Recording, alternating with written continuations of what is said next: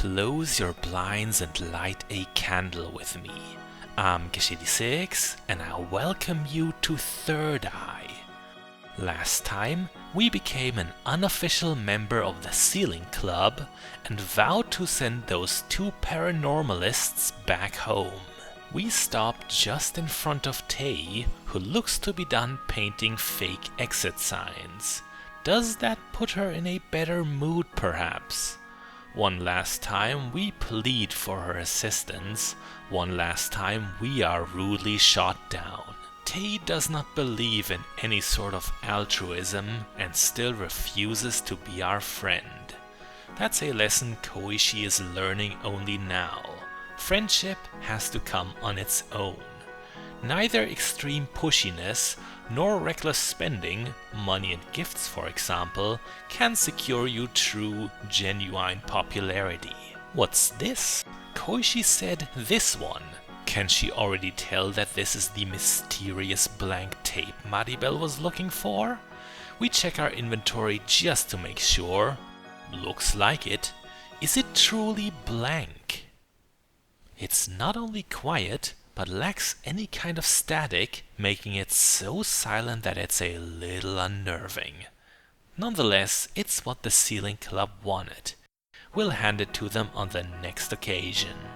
Oh, it's two corpses, and I must agree with Koishi. We don't have to check their pulse, they are long gone. The clothes on the skeletons match what Maribel and Renko were wearing, but it can't be them, right? How would they have decayed so much in the short time we lost sight of them? Does Reisen know of what transpired here? She is disheartened by the gruesome find, but from the sound of it, it's more because the dead won't buy medicine, not actual compassion. Despite arriving at the scene of the crime before us, the Moon Rabbit is clueless about what killed these Ceiling Club lookalikes. She does know that Koishi's guess of vicious wolves did it is not a good one. I've heard Kagero is reasonable, docile, and known to keep her kind in check. The only thing that could help clear this up is to investigate the bodies. Sherlock Koishi's first idea is that they might have left some sort of letter, which Reisen interprets in a very tragic manner. Have these two strangers taken their own lives? It's a circumstance that Koishi does not understand at all. You can't blame her. We have it confirmed by now that she is meant to be very young. The more experienced Reisen explains, and that leaves Koishi very distraught. It's a tough subject, alright. Of course, our whole adventure so far hasn't exactly been tame. It looks like we have indeed found something on the remains, but it's not any sort of writing. Instead, we've gained new food for our cassette player. Here's a crazy thought. Could Reisen have been the murderer? The Entei crew is certainly a little shady, but for Miss Rabbit to commit such a crime would be very out of character. Do not listen, it warns in fat uppercase letters. Are we really fine with giving up on the mystery of these corpses? No, I don't think so. Exactly because it's telling us not to listen to the tape, should we be so defiant and do it? That's the Streisand effect. You know, I think I messed up there. The screen transition must have made Koishi shut off the recorder. Sorry for my impatience, we'll play it proper this time. We do, but it seems to also just be a blank tape. I'm not hearing anything at all. That's kind of unhelpful and really disappointing. What was the big deal? Was it maybe a prank? Do not listen. Yeah, right. What a giant load of bull. Well, that puts the jump scare counter on 1. I believe we have now confirmed that some sort of assault happened on the two victims. It must have been very sudden and very brutal. The two big questions are, is the killer still at large and are we at risk?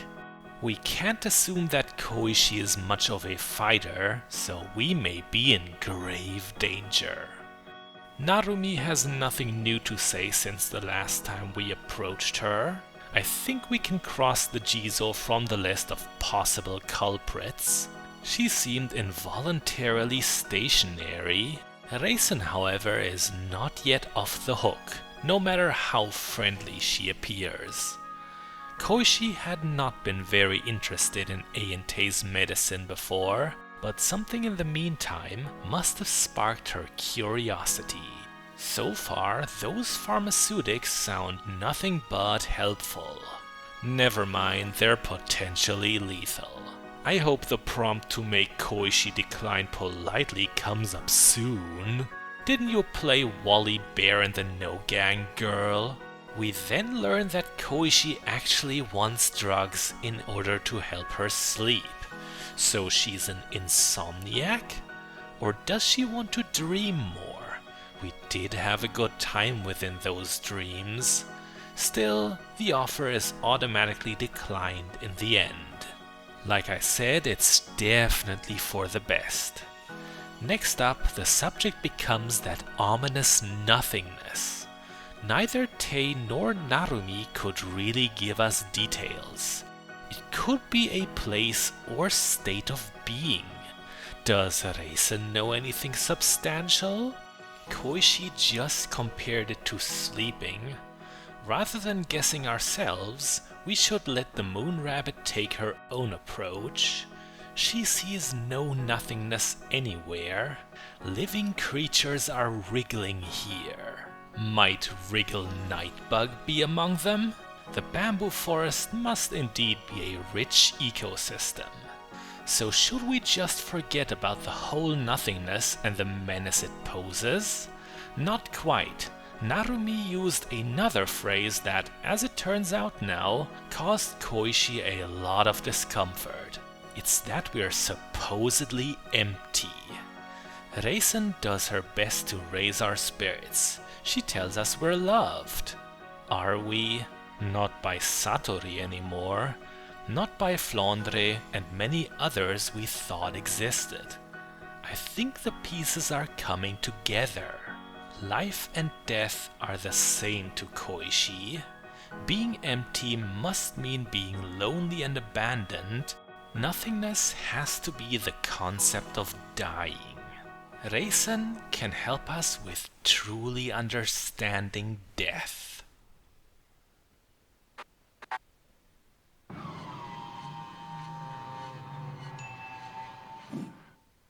That was a literal hell of a trip. It was very comparable to what the 3rd Eye had shown us at times, yet even more intense. Death, in other words, nothingness. How did it feel? 2 out of 5 stars, they forgot to restock the minibar. Seeing that nightmarish vision did make another tape appear. Once we play it, we'll know whether it was worth it. For Mom and Dad.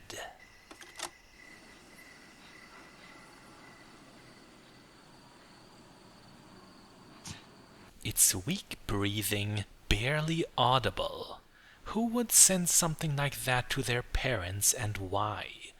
Maybe they didn't have the strength to speak anymore. During our drug-induced hallucination, Reisen's ears had turned into syringes and were jammed into her skull. It also looked as though the eyes had been surgically removed and the sockets covered with a bandage. It's fitting because she's associated with a clinic, but I think we all like her better in her unscathed appearance. Returning to Maribel and Renko automatically hands in our current fetch quest of the blank tape. The blonde girl has the idea to speak something onto it. The last 2 tapes we found were also voice recordings. Whatever Maribel decides on producing, I'm sure it'll top the quality of a loud shriek or a quiet whimpering. Oh, it seems Koishi is also getting involved with the amateur recording session. Immediately, it feels awkward to her. I can understand that. People have trouble the first time they speak into an object rather than at a person.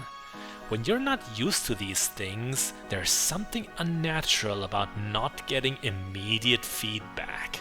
For example, if you have to use an answering machine or voicemail for the first time, or when you make your very first Let's Play episode. The recording ended up being a short interview of Koishi, in which she was again questioned about her ghostliness. For the following scene, Renko comes along. Weird, wasn't she just here already? The brunette stayed completely passive during our playful interview, once more showing practically no interest in Koishi. I think we were supposed to assume that Koishi and Maribel made the recording in private, as now we are playing it back to the newcomer. I don't really see what this is supposed to achieve. The interview was at best an adorable time waster. Nothing too enlightening came from it. Renko is also not too impressed by it, and again worries about her friend's behavior. I can hear only your voice. Huh? Ah, I think I know what is wrong here. Our powers of the subconscious must be extending even to our speech. Renko has to be among the mentioned folk who cannot perceive Koishi. It's a good thing we have a remedy for that. Yikes, that is not how eye drops should be applied to anyone. So many glass splinters would cut into your flesh.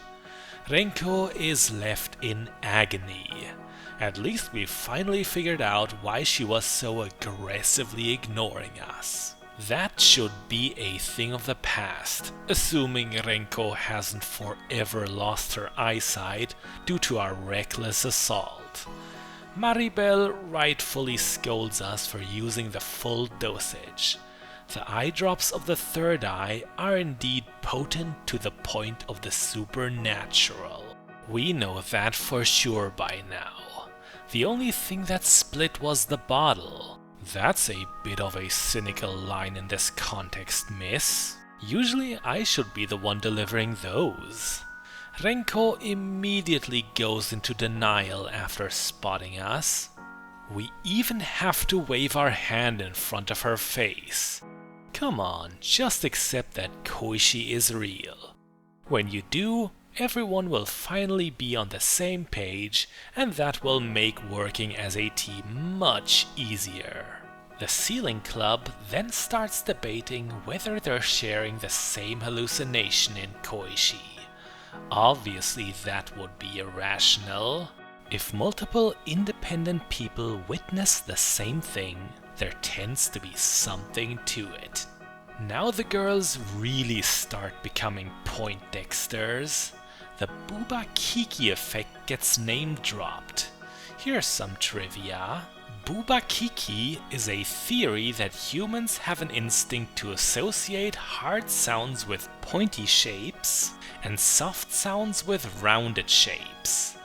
It's supposedly why babies naturally call their dear parents things like Papa and Mama, and never something sharp like Tsetse. Definitely facts to pose at a dinner party with if someone has already snatched the Dunning-Kruger effect from you. The result Maribel and Renko agreed on was that Koishi is just what any human mind pictures when it encounters a ghost or apparition. Arriving on this screen, the two are still having a heated discussion, but as we'll learn in a moment, it's about a completely different subject, Eastern philosophy apparently. It's also not just between them anymore, but someone else, Narumi.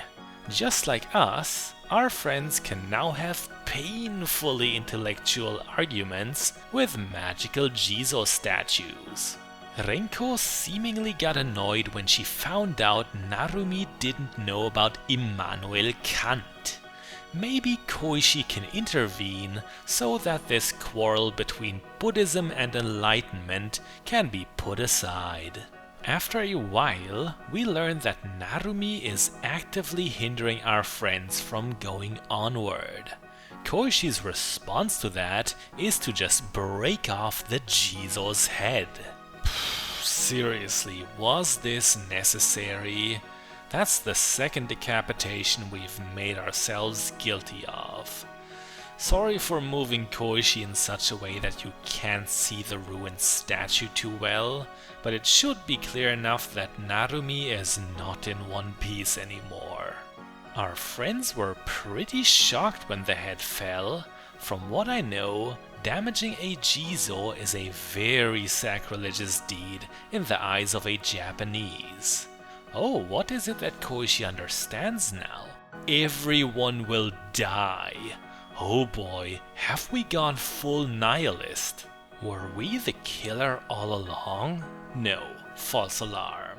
Like I said, Koishi didn't understand the concept of dying. She was frightened by the possibility of a life just ending. Now she's accepted the idea of mortality and that you should live without being excessively intimidated by it. I liked that we were holding hands with Renko and Maribel in that cutscene. It was like we were a family. Could they be a new family for Koishi? It would be a lovely development. Right here, we receive a brand new objective. We must find a boundary in order to get our two travelers back to their own world. It sounds like a job that Maribel could fulfill best with her specific powers. Nonetheless, Koishi is very eager to help. We also learn that we're currently in a Mobius loop, meaning that the bamboo forest won't allow us to leave any other way than by that boundary. That's something Renko was able to discover, as her power is being a living, breathing GPS. She can also double as a clock, as she's always able to tell the current time, but I don't think that's going to be as useful a feature as knowing our exact location. Learning of her friend's special abilities, I think Koishi is feeling challenged to impress them with skills of her own. Our protagonist begins boasting by calling herself a specialist of friendship, building snowmen, and baking cookies. Please don't bake cookies for those two, Koishi. They've been through enough already. The search for the boundary ends up being presented to us as a sort of test. It'll reveal whether Koishi is really as cool and talented as she claims. A rite of passage, if you want. We then find ourselves in a new area for which the third eye still does not work. Whenever we get close to the center of the place, the ground gets highlighted, yet there doesn't seem to be anything there. That is very suspicious. Once we interact with it, we're prompted to declare the location of the boundary. That could possibly be very committing, so we abort by choosing the Find More option. Wouldn't you know it? The next screen also has an interaction arrow in the center. I believe it is very important how we decide here, so much that I'd like to not squeeze it into today's episode. I'm Gesh86, and I will see you again soon. If you are brave enough, that is.